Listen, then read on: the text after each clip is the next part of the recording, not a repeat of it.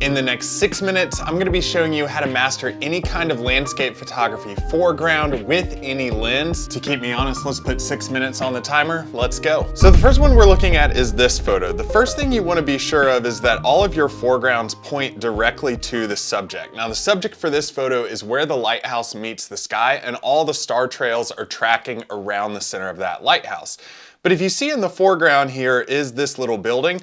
All of the foreground elements, which are the edges of the roof caps and even the chimneys of this building, are actually pointing directly towards where all of these pieces meet on the top of the lighthouse. This is just to show that even if you don't have a solid foreground like a leading line or something on the ground, you can still use elements that are in the landscape to point you directly to what you want. Now this situation here is only for if you have 1 and 2 subjects in your photography. So the main subject is the lighthouse here, and the secondary subject are the actual star trails. So you have the lighthouse being number 1, and then you have the stars in the sky being number 2. Typically for a wide angle scene in landscape photography, you want to have 3 subjects in your composition: a foreground, midground, and a background. Let's jump over to this photo. As you can see in this photo, we do have 3 subjects. So we have a foreground, we have a midground, and we have a background, which is the far mountain range and the sky here. The foreground is the shrubbery and the lines pointing you directly towards where the midground is, and it leads you from 1 to the 2nd to the 3rd. That's the goal in composition with your photography, is to lead your viewer through the photo strategically in a specific order. So we have all these lines in your foreground moving you directly here. Now the difference in this foreground versus the lighthouse foreground is in this photo we actually have leading lines that are on the rock surface that are right in front of our feet. We're using a wide angle lens to really stretch that foreground out, and that's a special hack here. If you have a wide angle lens and you're using that vertically and you tilt that forward a little bit, you can actually elongate those lines with the distortion that a wide angle lens creates. Now I'm also having a secondary foreground subject here with these 2 shrubs down in the foreground. These leading lines are directing you directly to those shrubs, but then you go beyond that and now you're hitting the midground of this photo, which is the mountain valley here. The mountain valley not only has some rocks that are kind of pointing up in the midground here, but you also have some very interesting lighting elements going on in that midground too. So first, people are pulled in by the foreground of these rocks. Second, they meet the interesting light and the other mountain formations in the midground. And then third, they find the distance mountains back here in the background, but also this really moody sky that has some lines in the cloud features that are also pointing down. So you want everything kind of converging in these photos to direct you to specific parts of the frame. So again, you have to go from 1 to the 2nd to the 3rd if you have those 3 elements in your photos.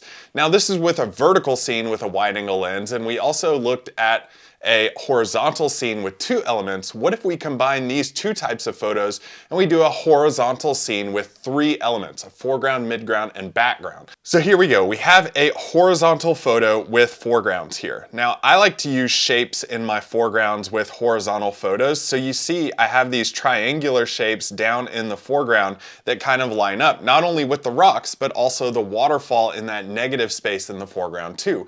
Believe it or not, shapes, specifically triangles, are the strongest subject and shape that you can use in your foreground to point you directly to where you want the viewer to look, because they are like the tops of a triangle. They are pointing you exactly where. Now I think the big thing with horizontal photos is you can also bring in your foregrounds on the side. That's a huge hack for you to know. If you can pair foregrounds in the bottom of the frame and also on the sides, leading you directly to the main subject, which in this here is the waterfall itself, then you're able to really point everyone exactly where you want them to look. Now here, the rocks in the foreground are your first subject.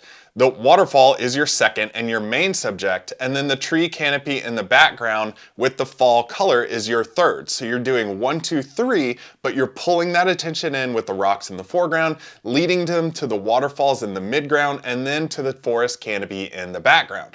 It's a very strategic way to point your viewer exactly where you want them to look so that they can look this way and then eventually loop back around to the foreground and continue to explore your photos. Now let's see with a telephoto lens. The big thing with telephoto lenses is what do you not really see down in the bottom of the photo?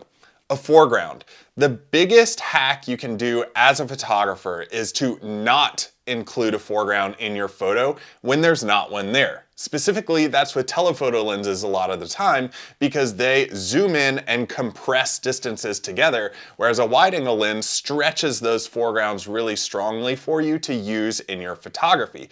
But with a telephoto lens, you see all these ridges of these sand dunes. They're being compressed into one another so that you can't really tell there's vast distances between them. Now, here's the thing with foregrounds. When you're not using them, you do have to have strong repetition throughout your entire photo.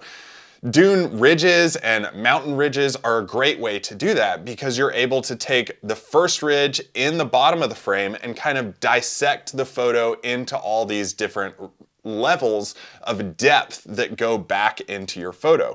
Now, the way you can use this is to actually have a focal point in the distance that you want somebody to look to, which is that dune in the very back of the photo, but you have all of these ridges dancing down in the midsection of the photo. I've found that even though it's not exactly a foreground in the bottom of the photo, it's more like an anchor point weighing you down. It's that initial idea of this first dune ridge that kind of brings you into the photo and introduces the viewer that they're going to expect repetition throughout this composition using a telephoto lens. Let's check the clock, and if you want more composition tips, click or tap this playlist right now.